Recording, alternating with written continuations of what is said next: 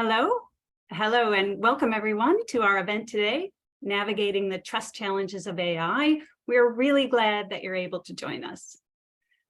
Before we begin, I would like to acknowledge the traditional custodians of the land where we're hosting this event here in Meanjin or Brisbane, and pay my respects to their elders past, present, and emerging, as well as the traditional custodians of the lands wherever you are as well. We acknowledge their long and continued connection to country and their valuable contributions to Australian and global society. My name is Cailtin Curtis, and I'm a research fellow and lecturer in the UQ School of Business and Centre for Policy Futures, and I'll be moderating our event. And I think it's a perfect time to be having these kinds of discussions right now with so much excitement and apprehension about ChatGPT and other AI technologies. And I'm really looking forward to introducing you to our panel of very distinguished experts. Just to give you a breakdown of the way that today will work, we will start off with a brief presentation from Professor Nicole Gillespie to share some insights from our new Trust in AI Global Report. And then we'll go to a Q&A with our four panelists. And we'll reserve the last 15 minutes or so for audience questions. So please, if you have questions as we go, could you please pop them into the Q&A box that's at the bottom of your screen, and we'll do our best to get to as many of those as we can in the last 15 minutes or so. Now, it's my great pleasure to welcome the National Chairman of KPMG Australia, Alison Kitchen, to make some opening remarks. Alison's responsible for the overall governance and strategic positioning of KPMG and is also a member of the company's global and regional boards. Alison, welcome. Thanks, Cailtin, and good evening, and thank you to the over 900 guests who've registered for this event. I'm joining from KPMG's Sydney office, so I'm on the lands of the Gadigal people of the Eora Nation. And like you, Cailtin, I'd like to pay my respects to elders past, present, and emerging. 900 people on a webinar on a Wednesday night's pretty impressive, but it's probably not that surprising given the topic, which is navigating the trust issues in AI.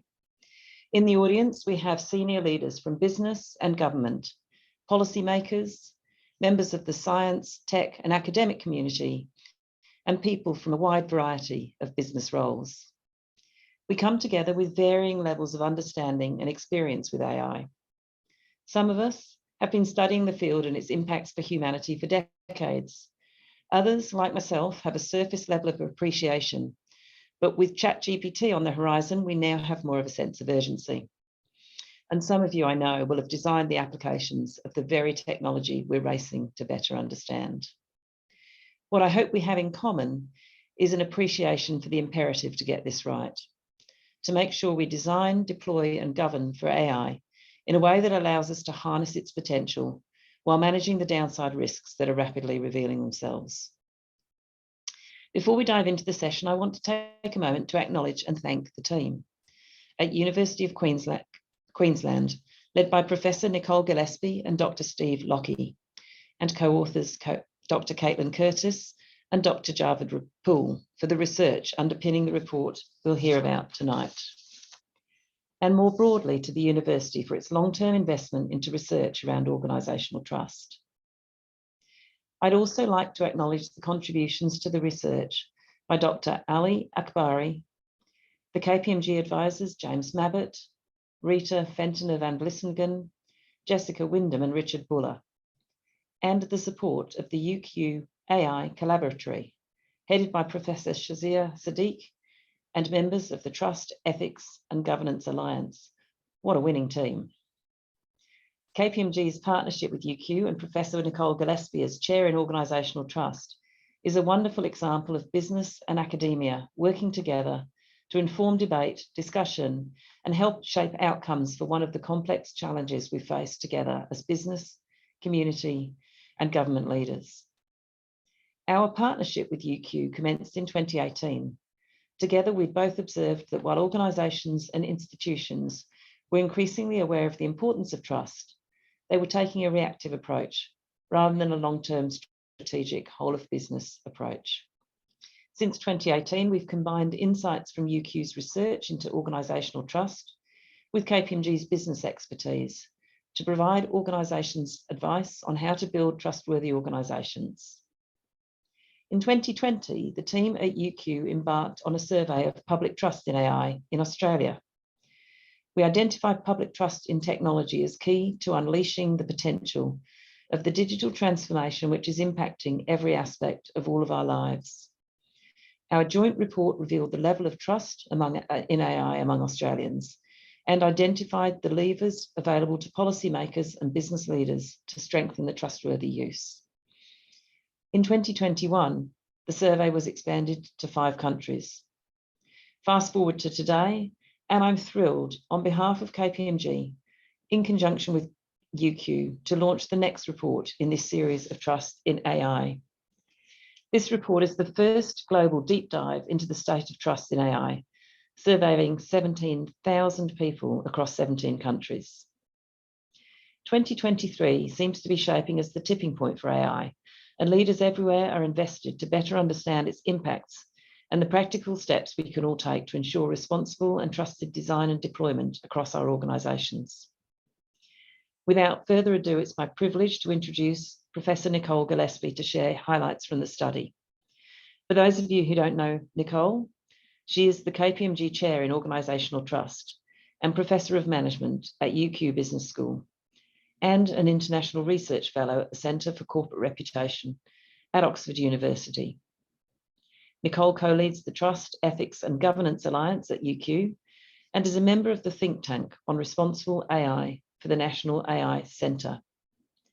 Trained as an organisational psychologist, Nicole's research focuses on building and repairing trust, particularly in contexts where it's challenged. Over to you, Nicole. Thank you very much, Alison. It's an absolute pleasure to be here today, and I appreciate the kind invitation. Okay, I think everyone can see the slides okay. Is that right? Oh, okay, excellent. So on behalf of UQ, I'm really delighted today to be able to share some of the highlights from our report to frame our panel discussion today. So what I'm going to share is just a snapshot. The full report, which we launched today, is broader and deeper in its reach, and a link will be shared with everyone who registered, so you can read it at any time. Okay, as Alison mentioned, our research insights are based on surveys from over 17,000 people from the 17 countries that you can see here. Each country sample was nationally representative of the population on gender, age, and regional distribution, and respondents represented all different industries. So one of the questions we ask is, to what extent do people trust AI? And what we find is that 3 out of 5 people across countries are wary about trusting in AI systems. They report either ambivalence or an unwillingness to trust. But trust is contextual and depends on what AI is being used for, so its purpose. We asked about the 4 specific use cases shown here, which represent domains where AI is being rapidly deployed and is likely to impact many people. We also asked about AI systems in general.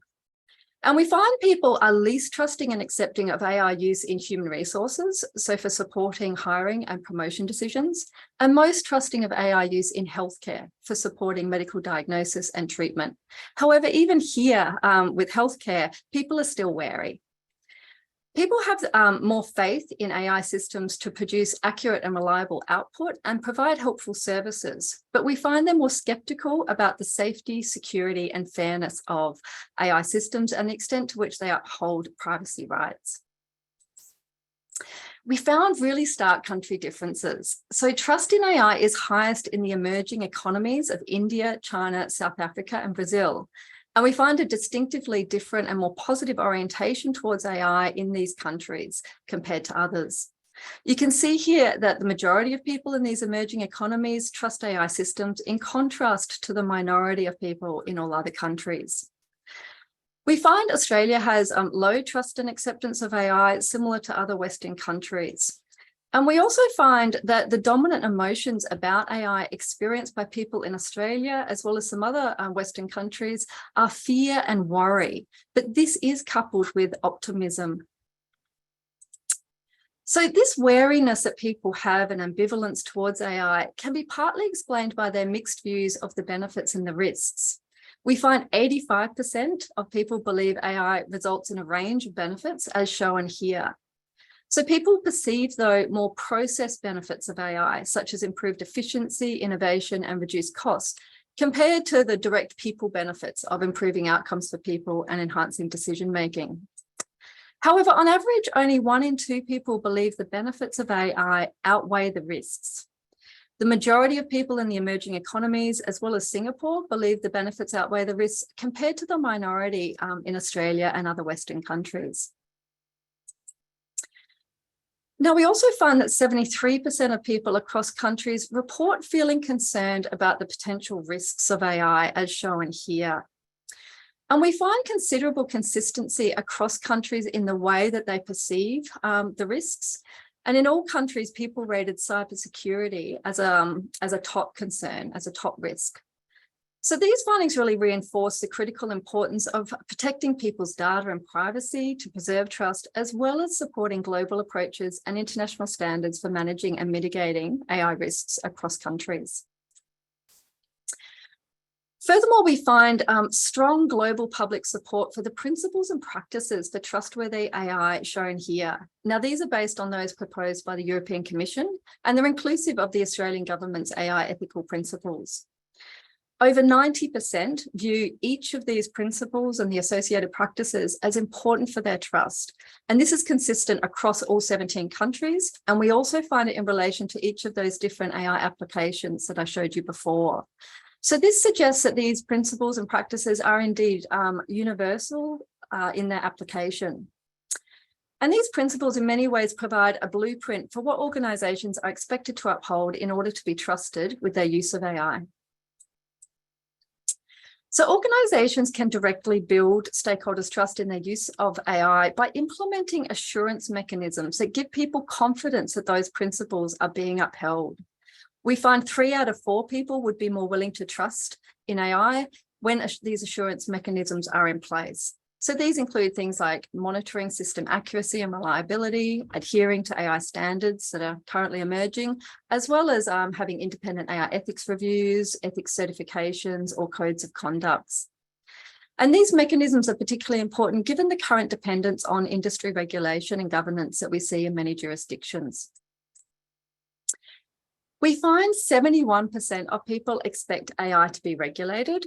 These findings corroborate both our own and other prior studies in indicating strong desire for regulation of AI. And this is really not surprising given most people believe the long-term impact of AI on society is uncertain and unpredictable.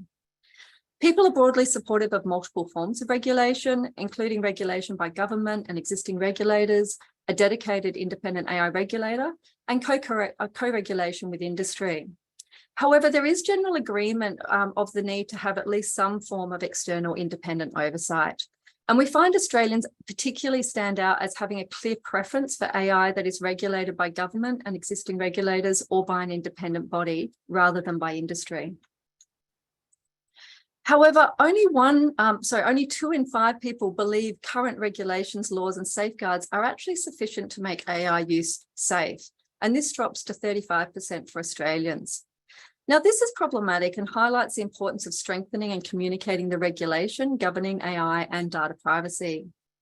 And a related challenge here is that 1/3 of people have no or low confidence in government and commercial organisations to develop, use, and govern AI in the public's best interest. Given the public has high confidence in universities and research organisations to do this, there is an opportunity for business and government to partner with these organisations. So we also explored how people feel about AI at work, which is particularly topical, of course, with the generative AI tools like ChatGPT. Across countries, we find only half are willing to trust AI at work, for example, by relying on the recommendations and decisions of AI systems or sharing information to make these systems work. Most people are comfortable with the use of AI at work to augment and automate tasks, but they're much less comfortable with AI when it's focused on them as employees, for example, for HR and people management purposes. Now, trust in AI at work also depends on who you are. We find managers are more comfortable, trusting, and supportive of AI use at work than other employees. And given managers are typically the drivers of AI adoption, these differing views may cause some tensions in the implementation of AI. Younger generations and the university educated are also more trusting and comfortable and more likely to use AI at work. We further find most people view AI use in managerial decision-making as acceptable, and they actually prefer AI involvement to sole human decision-making. However, the preferred option is either a 75% human, 25% AI collaboration, or a 50-50% split. So humans retaining either more or equal control. More broadly, we find people accept AI as a decision aid, but are not comfortable with fully automated decisions, which has implications for those striving for the highest levels of automation in decision-making. Now, a salient concern, which many of us may be feeling at the moment, is the impact of AI on jobs. Only 29% of people believe AI will create more jobs than it will eliminate. And 3 in 4 feel concerned about the risk of job loss from automation and de-skilling over time. So our full report provides an overview of the current and future challenges to trust and acceptance of AI, as well as opportunities for overcoming these challenges. And our modelling in particular highlights 4 complementary pathways for strengthening public trust and the responsible stewardship of AI into business and society. The institutional pathway involves strengthening the governance, regulatory and legal safeguards around AI and building confidence in institutions such as business and government in their enactment of these safeguards. So our findings demonstrate that people expect these safeguards to be in place, but view the current mechanisms as inadequate to protect people. A related pathway is to build trust by reducing the risks and uncertainty around AI. We find strong global public consensus on those principles and related practices for trustworthy AI, which is really setting out that blueprint that organisations are expected to have in place in order to be trusted with their AI use.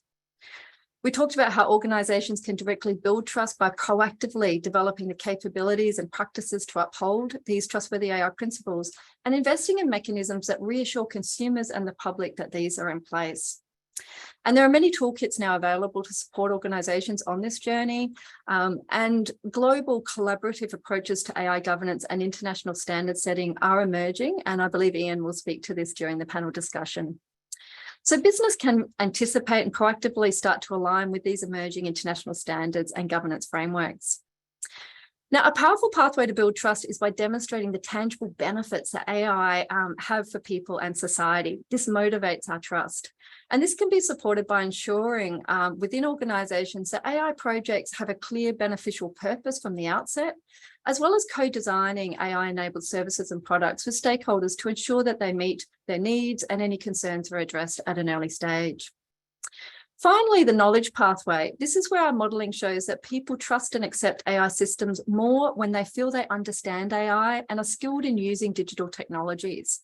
Yet we find the public generally has a low understanding of AI and its everyday use, even in common applications like social media.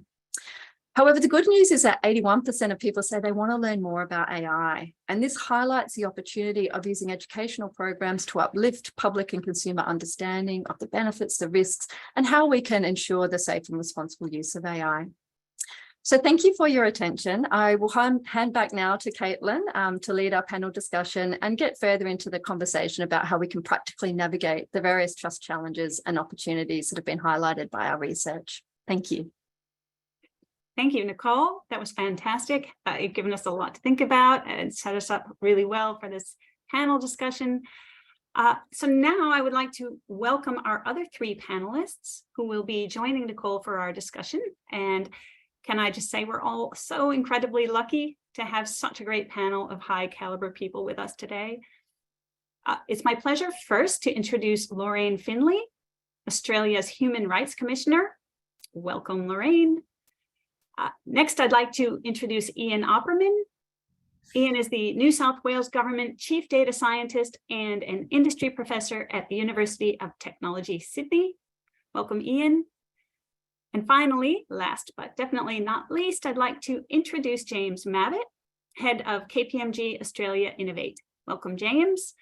And thank you all for taking the time to be with us, share your expertise, and if you're all visible, we'll get started. So thinking about the many challenges and benefits of AI and synthesizing what we've just heard, where can organizations start on the journey to ensure that their use of AI engenders trust? Ian, do you think maybe we could start with you with a bit of a government perspective? Thanks very much, and good morning, everybody from Geneva. I'm over here in Geneva talking about standards for a variety of things, including AI.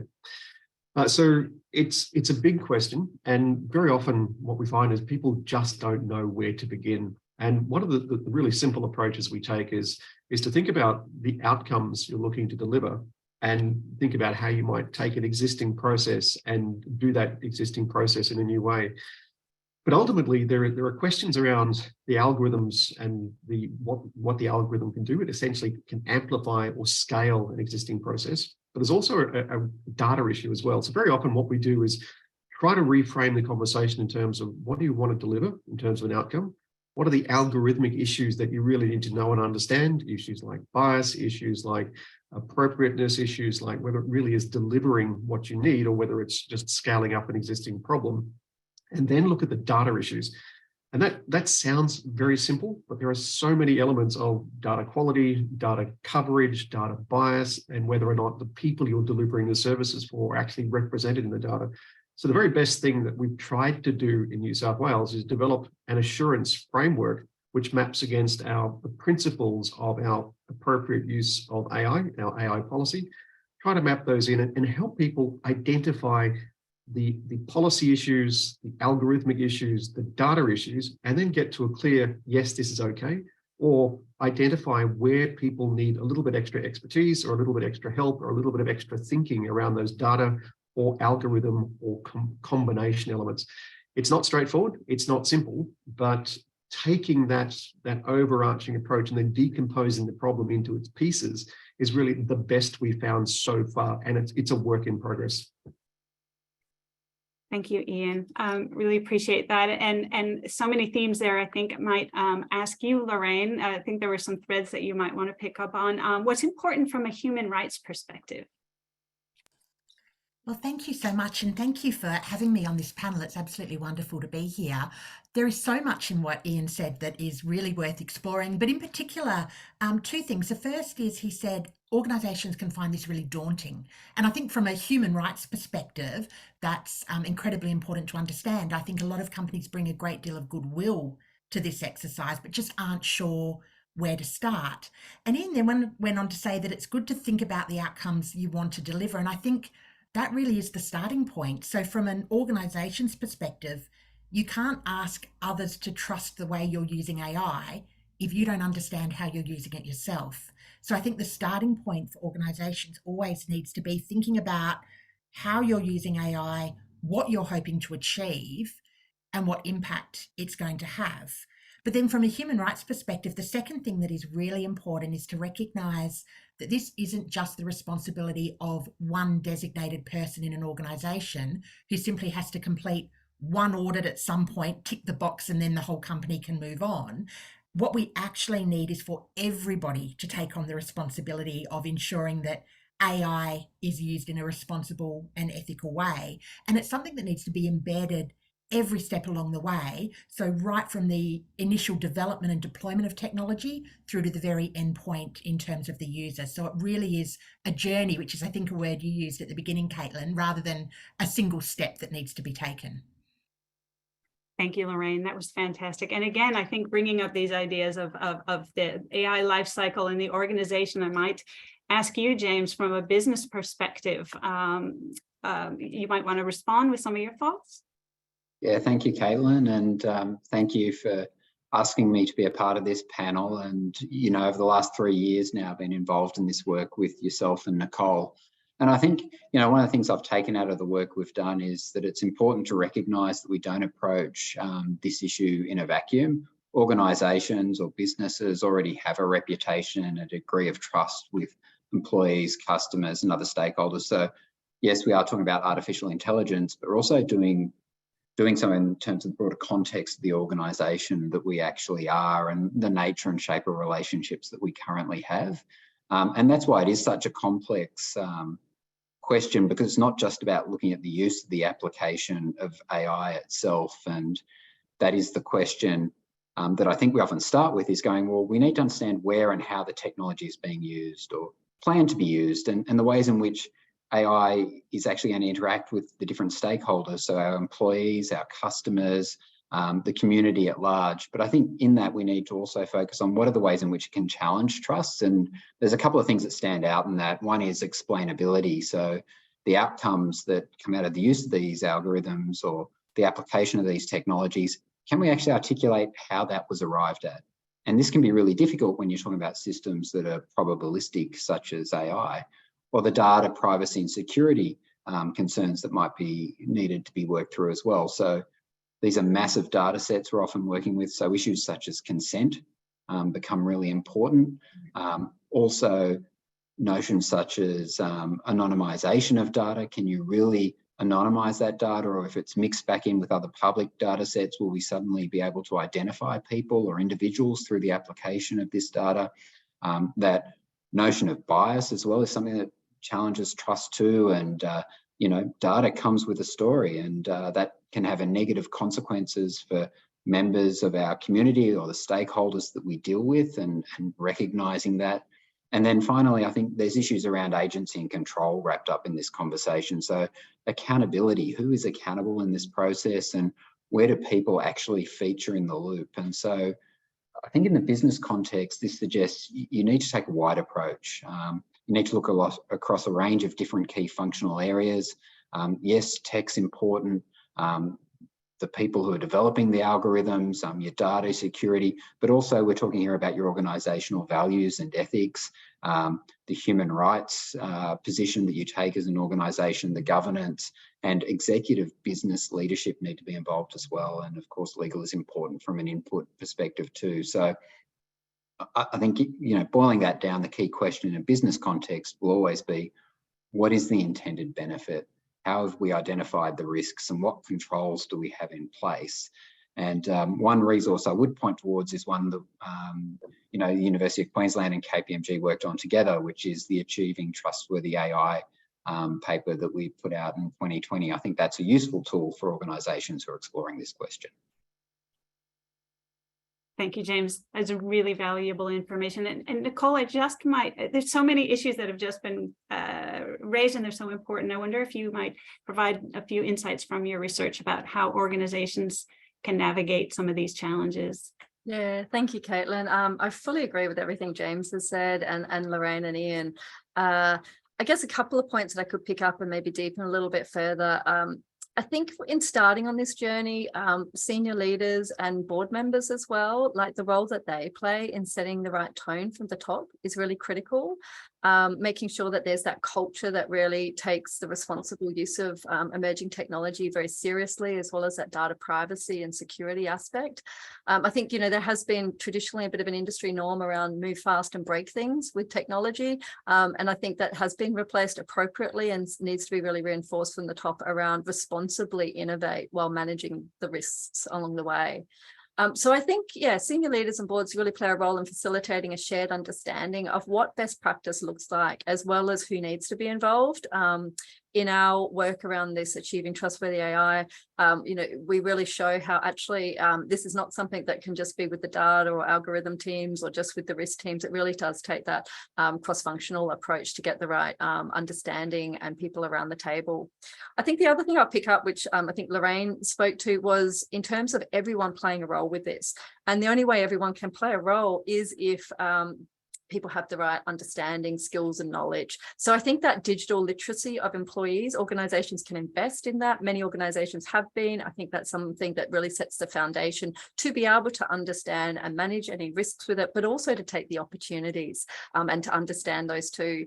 And I think a final part about this is just acknowledging that, a range of stakeholders will have fears and concerns about this as played out in our data, particularly employees.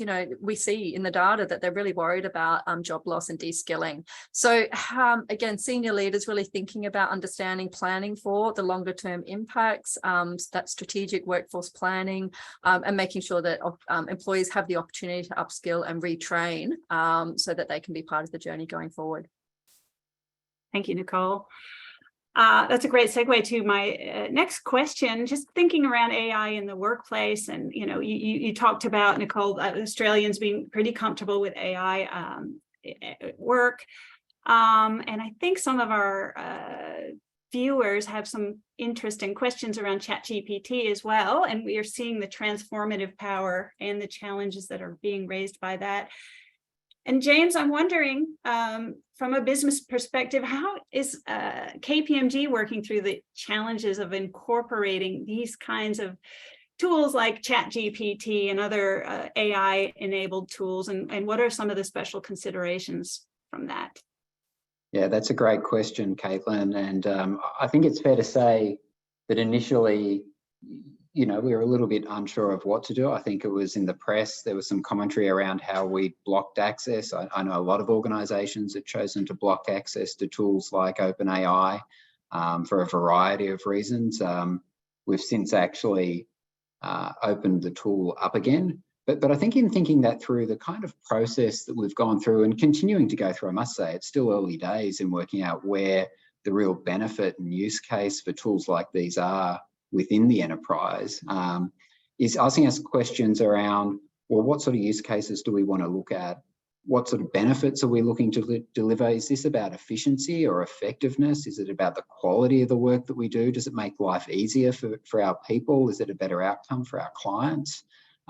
These are really important questions to ask. And in particular, when you think about our organisation, the type of work we do, there's a lot of written work in our organisation. So that type of application is potentially highly attractive. We also have questions over quality to work through. I mean, ChatGPT, the public version at least, is based on internet data up to a point in time. Now it's all internet data up to that point in time that they had access to. That means there's errors in the data.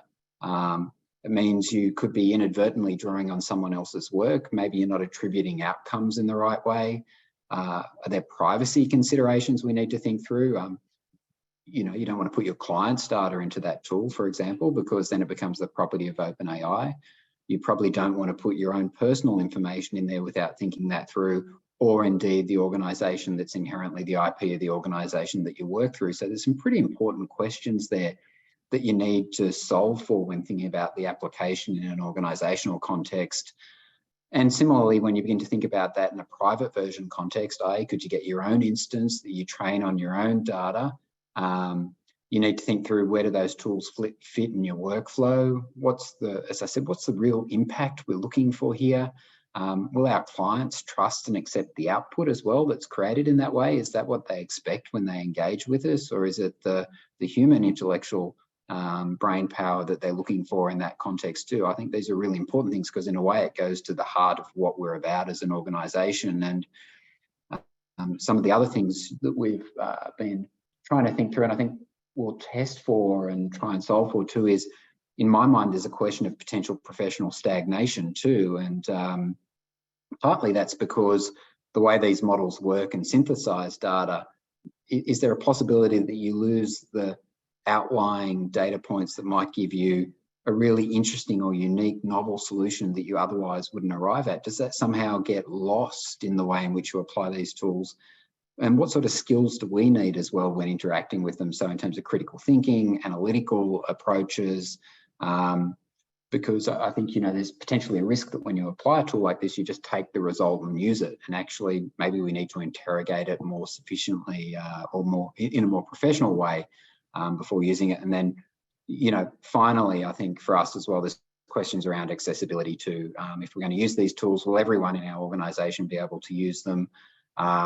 Is there potential that you lose out in diversity in your workforce if you can't make them accessible to everybody? Or actually, does it create new accessibility opportunities that haven't existed before previously as well? So there's a whole host of things that we're considering. But I think it's important to note in the context of that, we recognise we need to actually make use of them and test them. That's what we're doing. We're actually testing and experimenting. It can't be a thought experiment. We actually need to push these things to their limits and work out where they fit within our organisation. And that's the approach that we're taking. Thank you, James. Ian, I wonder, in your role, if you might have some insights in, relating to managing these challenges. Yeah, thanks very much.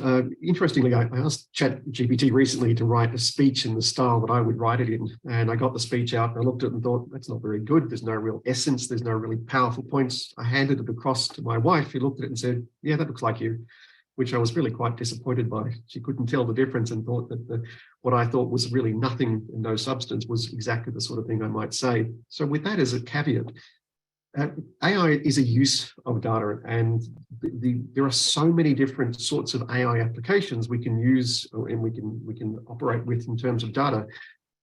Part of the problem is that expansive range of possibilities.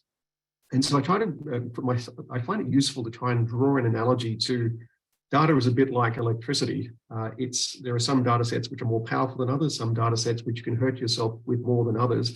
But it's essentially everywhere. And if we can harness the power of data, then we can, through standards and guidelines and considerations of data quality, we're off to a better start to think about how we might use it. And AI is a bit like all the possible uses of electricity. I mean, electricity is everywhere, from lighting to motors to amplifiers to music generation to calculators. It's everywhere. And so AI is a bit like that. And when electricity was first being deployed widely, there were lots of party tricks you could play. There was lots of interesting things you could do. And it wasn't until we started to understand the limitations and the ways of containing and framing that we actually made electricity the workhorse of the 20th century, and the digitized version of that, the workhorse of the 21st century. So partly we're still trying to discover what we can really do with it, what we can rely upon and what we can't. So ChatGPT, great example. People have tried all sorts of stuff, such as generating a speech, which, is a bit of a party trick, but it's really useful for doing things like discovery. It's really useful for doing things like anomaly detection.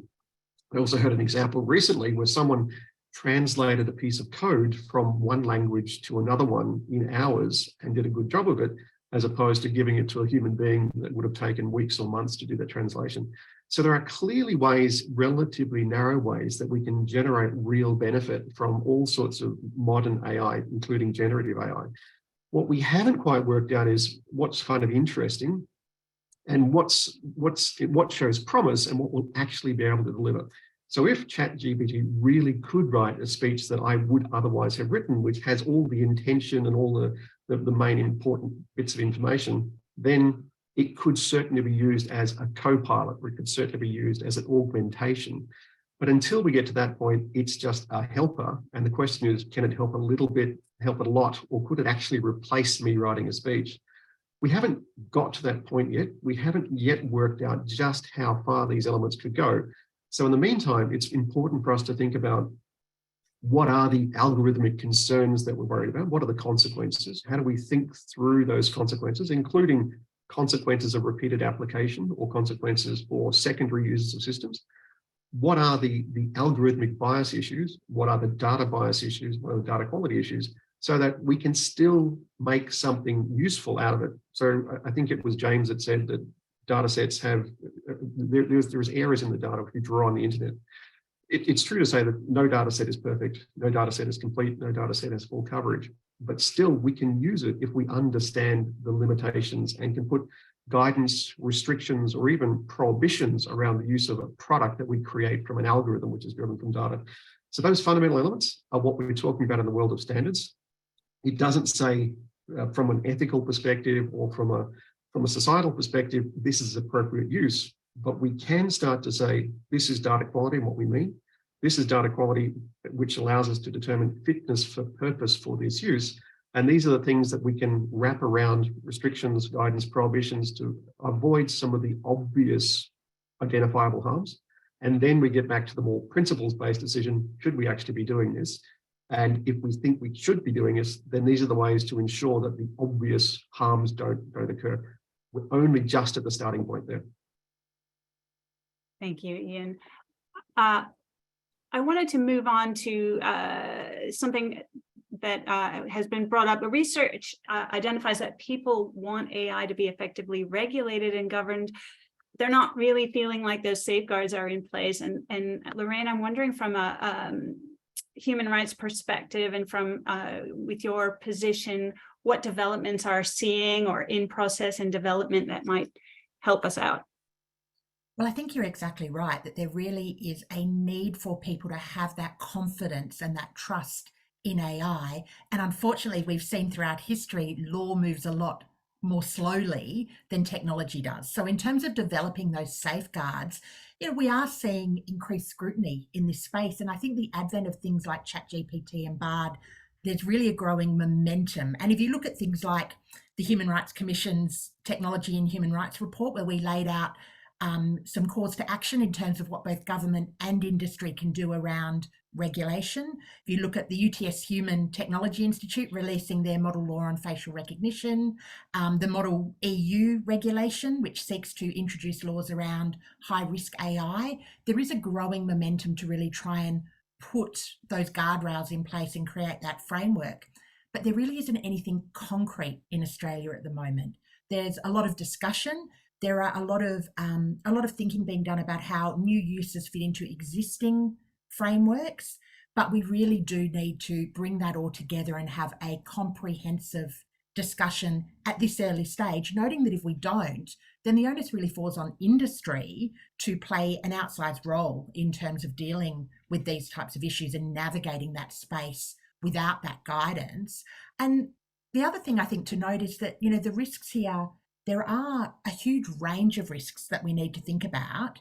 And I think back to sort of social media when it first started coming out, if we'd had some of these conversations about risk when that was first introduced, rather than 10, 15 years later, where we're now trying to retroactively address some of those unintended consequences, we could have prevented a lot of harm. But the trick with regulation in this area is you need to prevent the harm and put in place appropriate protections and safeguards, but in a way that doesn't stifle innovation and also doesn't prevent the benefits from being obtained. Because one of the things I'm actually really excited about is, as well as the human rights risks, there are some enormous potential human rights gains that can be made. And really these technologies in so many ways can enhance accessibility and enhance inclusivity and actually strengthen human rights. But we've got to find that balance so that we can harness the benefits without actually exposing people to unnecessary harms. Thank you. That's a fantastic perspective. Now we're going to flip to some of the questions that we're getting from our audience, and thank you very much. You can put those in the Q&A box. We've got one here from Noel asking if there's any research around people knowing that they're dealing with or interacting with AI, and I think that relates to some of these issues around Australians and people in general, their understanding and awareness of these systems. Maybe I'll start, I'm sure that everyone has something to add here, but maybe we'll start with you, Nicole, in terms of the research around this. Yeah, so I mean, what we certainly know from our research is that people do have a pretty limited understanding of AI use, even in really common applications like social media, even things like email filters, traffic navigation apps, all those things. Some people are just completely unaware that it is used. And I think there is a real question here, in the way that we're now informed when cookies are being used and we're allowed to, accept or decline them. Should we, for particularly high risk type applications, should we have something in there that's requiring us to be informed about it? So I think that's certainly something, and the EU Act has that's coming in around AI. They have gone through a process where they have risk stratified different applications of AI. So, for example, its use in HR is deemed as high risk, and so there's a certain set of provisions that need to be in place in order to use that. So I think in those high risk types of applications, that's where I do think there should be some acknowledgement or awareness that these tools are being used, and that just helps people to make a more informed decision about the benefits versus the risks, and to navigate that and to play, I think, an active role themselves in that process, as opposed to, just being, I guess, subjected to it. Thank you, Nicole. And I thought, Ian, maybe you had something to add, given that the question made me think of your observations and your interactions with ChatGPT as well, like knowing whether it's an AI or a human. Yeah, thanks. It's a really, really important question. I mean, we all know about the Turing test, which has been around a long time. Can you tell if you're dealing with an algorithm or not? And it's arguable whether or not the Turing test has been passed or not, or whether or not an algorithm has been able to convince people that it's not an algorithm. So it depends whether it matters or not. It depends on the consequences. So we deal with AI in so many different ways. Anybody that uses a mobile phone is regularly engaging with AI. And most of the time, it doesn't necessarily matter because the device behaves the way we expect. There are no obvious harms that arise from it, except possibly changes in the way we engage with each other in a social way. These are sort of big real-world outcomes.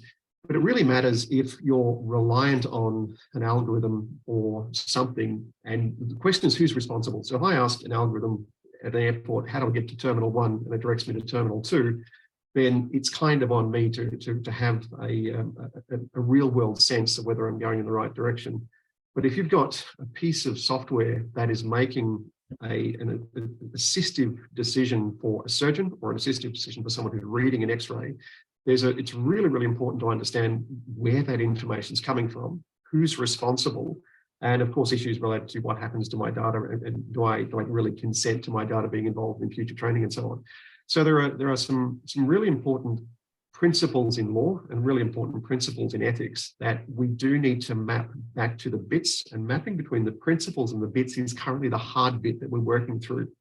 So part of what we're doing in New South Wales with our AI assurance framework is to try and map the principles in our ethics policy and our AI strategy and our AI ethics policy down to someone who's looking at an algorithm or someone who's looking at a set of data sets and trying to work out what the right thing to do is, what the appropriate thing to do is to map back. And that's increasingly important in operational AI systems, so those systems that make a difference in the real world, of course, an alert, an alarm, a decision or an action to be impacted on the real world versus a non-operational system. So we're trying to decompose the problem. It's a really important issue. And ultimately, whether or not you know you're engaging with an algorithm or not really depends on the consequences. So working our way through that safe space, we're trying to develop a framework to think our way into that safe space between absolutely okay, absolutely not okay, is still a work in progress. Thank you, Ian. That is a great segue to another question that we've gotten from the audience, from Anonymous.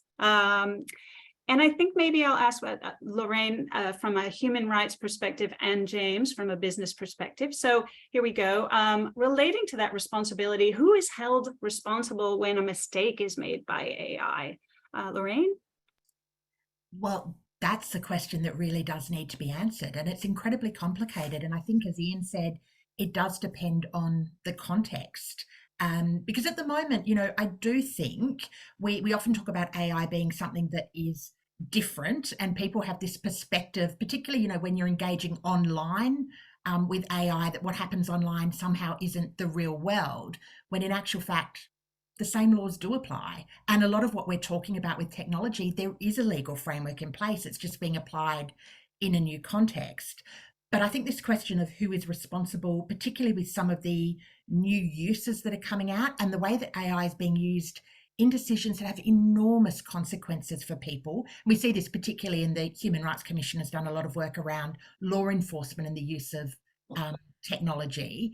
These are consequences that can be, or decisions that have really serious consequences. And that's when you really need a clear understanding of who's responsible, how can the decision be explained, and how can there be steps taken to remedy if there are errors made.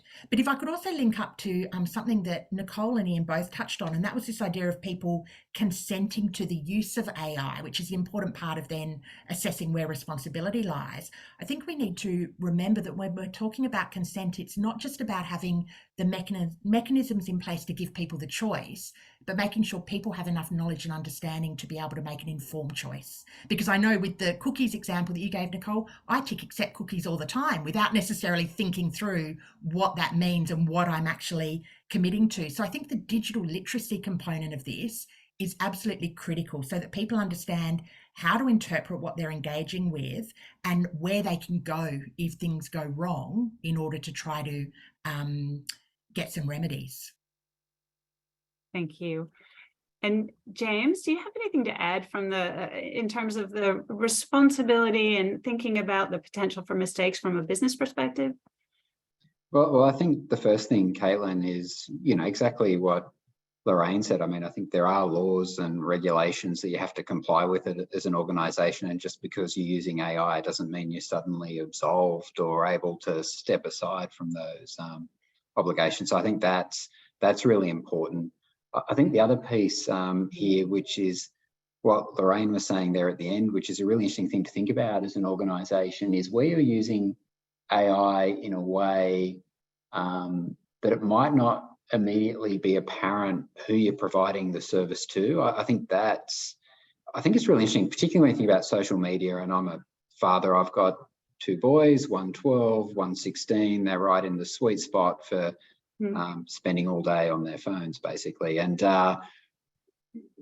you know that they're engaging with people through social media platforms, and you know that the algorithms that they're encountering are designed to keep them engaged for the benefit of, creating a data source that then can be used to inform commercial activity of other organizations, right? But they don't know that, they don't understand that. And that's why I think this conversation around how well you inform your customers, how well you educate, how well you give people the tools to make decisions around the platforms they use and engage on is really, really important, as well as, in an organizational context, making sure you comply with the laws that you need to comply with. But I also think there's this element of reputation and societal acceptance at play as well, and what we sometimes in Australia call the pub test, and going, well, actually, you may be complying with the law, but maybe the way in which you're executing your application wouldn't pass the pub test. And I think that's